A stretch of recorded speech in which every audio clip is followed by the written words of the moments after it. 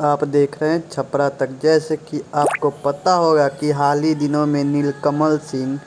जो कि एक सिंगर है, जो कि खेसारी लाल यादव के साथ रहते थे, हाल ही दिनों में वो पवन सिंह के एक वीडियो सॉन्ग में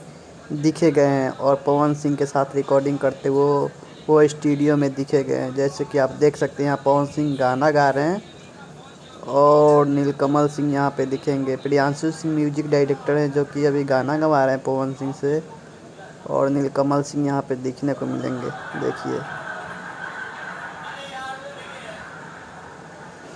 तो यही न्यूज़ है कि खेसारी लाल यादव के साथ छोड़कर नीलकमल सिंह अब पवन सिंह के साथ जो कि हाथ मिला चुके हैं, और खेसारी लाल से उनका कितनों दिनों से झगड़ा हो गया है और खेसारी लाल यादव से के साथ वो कभी मिल भी नहीं रहे हैं और ना बोल चाल है, और पवन सिंह के साथ वो देखे जा रहे हैं।